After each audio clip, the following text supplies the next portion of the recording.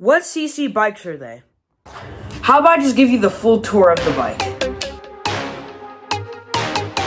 We just got out of school. It is another raining day. Raining day? It's another rainy day in California. The rain stopped right now, but it was pouring earlier this morning and last night like crazy. We're going to go in the backyard right now, and we're going to check on the 125, and hopefully it's not too bad. Okay, it is raining right now. I thought the rain stopped, but it didn't. Like I expected, this thing is covered in water. Oh my god. This is not good at all. We're going to take off our air filter. This is the main thing that concerns me. It is soaking wet inside this air filter right now. And then the clips start to get all rusty, and then the screws just fall off. Also, for those who don't know, in one of the last videos, I recently cleaned the chain. It took me about 30 to 40 minutes to do, and it's just going to get all ruined again. I normally mount the air filter right here because of this little cover of the house right here. No rain gets on it. People on YouTube freaking love you. Come on! Oh my god. What's up? What's up? What's up, Ryder? What's up? You guys love it when I show the dogs in the videos, so here they are. What CC bikes are they? How about I just give you the full tour of the bike? This is my 2008 Kawasaki KLX 140. Obviously, this bike is a 140cc. Besides you guys asking what CC the bikes are, you guys actually do want me to do a full rundown tour of the bikes. I guess a lot of people don't do that. I never did. I've never done it, so we're doing it. We are the second owners of this bike, and my parents bought this bike for $2,300 roughly. Since we've had the bike over the past year, we only spent about maybe $200 to $300 on parts for the bike. Grips, handlebars, tires, graphics for the bikes, and just parts for the bike in general, like air filters, oil filters. But that's really it when it comes to this bike. This bike, for the most part, is 100% stock. It still has the stock Kawasaki exhaust on it. For those who are new here, we are selling the 140 at the end of this riding season or the beginning of the next riding season. I outgrown this bike. My next bike will either be a Honda 125 or a Kawasaki 230R. So we can honestly sell this bike for roughly maybe $2,000. This bike did get banged up a little bit. The bars are kind of permanently bent unless you were to change these clips. I've had two major crashes on this bike. One, I walked out with no injuries, but the second one, I walked out with a fractured ankle, and it messed up the bars super bad. We're back outside filming in the rain like an idiot. Now it's time for this bike. This bike is actually the complete opposite from the 140. For the 140, we spent a lot of money on just buying the bike and not a lot of money towards the bike. As for this bike, we actually got it for free and spent a crap ton of money on this bike. This is my unknown year SSR pit bike. It is a 125cc. This was my very first dirt bike, and I never plan on getting rid of this bike and just making it into a project bike. We got this bike for free from a good friend of ours, and I'm going to be going over everything that we've spent on it. Spending roughly about $400 to $500 on this bike by making the bike look amazing, but also it runs beautiful. About $100 on the sticker kit, grips, pegs, and shift levers. About another $100 put in tires. And about $100 to $250 on just buying parts. Holy shit, it is raining like crazy. Oh my god. My camera is soaking wet. Oh my god. And I am soaking wet.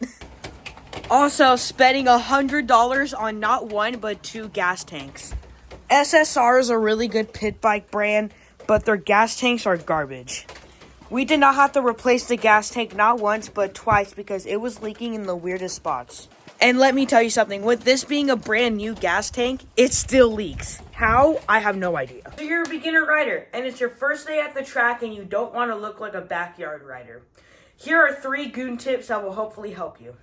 And don't be a backyard rider, merchandise is coming out in May. Shout out to MX Factory for the video idea. I will link their channel in the description. Number 1 is visor placement. A lot of people think the visors on your dirt bike helmets are just to look cool. I mean, they do look cool, but they're also there for a reason, to block out the sun while you're riding.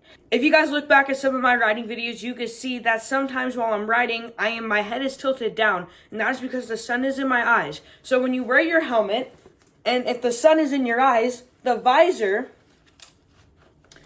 is supposed to be as sunglasses, in case you don't have tinted goggles or the tinted goggles just aren't working enough. So that way while you're riding, you tilt your head slightly down, you keep your eyes up, looking at the road, looking at the track, at where you're going, and now you have no sun blocking you.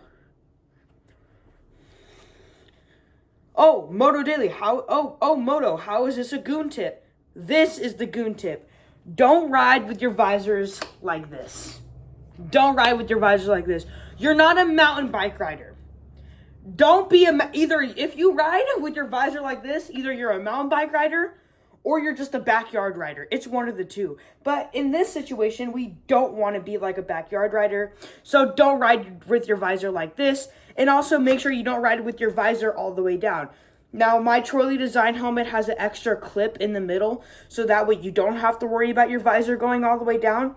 But for example, like Fox helmets or Alpinestars helmets, some of those helmets don't have a clip in the middle, and people take their visors and put them all the way down, so it's blocking your vision. So here's what I'm talking about with that clip. As you can see in the middle of the visor, underneath, there's this clip right here. So that way you can lift it up like this. Now, the helmet is made to have the visor lifted up, but it's not. A lot of people don't understand this will make you look like a noob.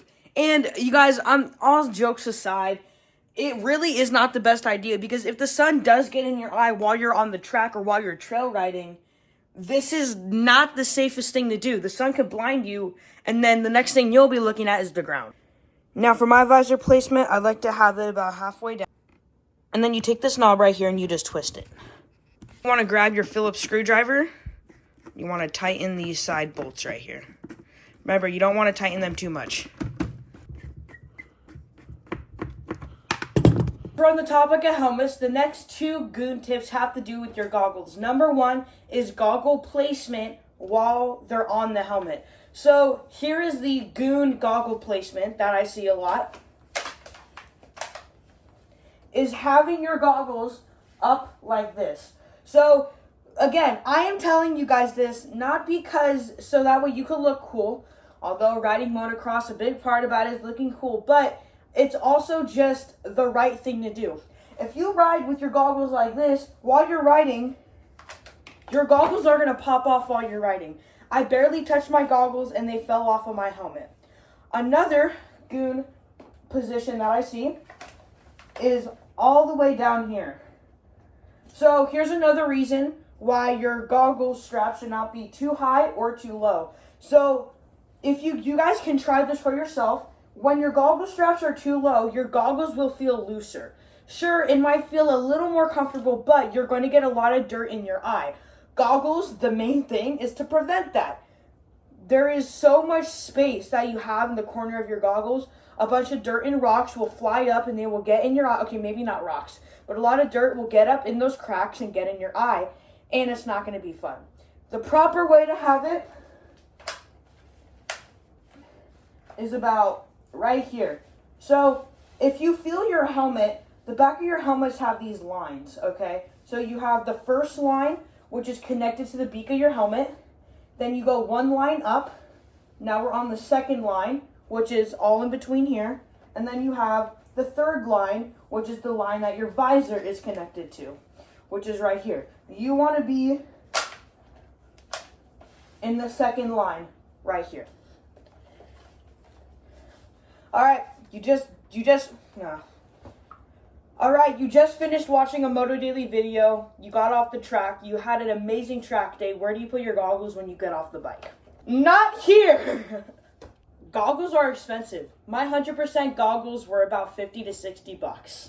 Lenses are about $20 to $30. Lenses are expensive. If you put them here you put your goggles here. As you can see, they're hanging. And let's say it's windy. They're just going to scratch up everything. Also, let's say someone's riding by you, dirt is just going to kick right up and it's going to scratch the hell out of your goggles. You can replace goggle lenses, but why would you replace a goggle lens if you don't have to? Where do you put your goggles? You want visor facing to the sky. And you want to lean them right here. You don't have to worry about them falling. I mean, it must be extremely windy in order for it to fall. Like, you have to hit it pretty hard in order for them to fall. But this is where you put it correctly. Before we end the video, there's two things that I want to say. Number one, thank you guys so much for the support recently. We gained over 80 subscribers in the past month, and my YouTube videos are breaking over 100 views in just a couple hours it's been uploaded. Number two is that I am making a documentary about Moto Daily, about me, about this YouTube channel. I've been wanting to do it since November, and I'm finally pulling the trigger, and that is why on April 10th of 2024, it's going to be released, premiering here on YouTube on Moto Daily. Here's the trailer.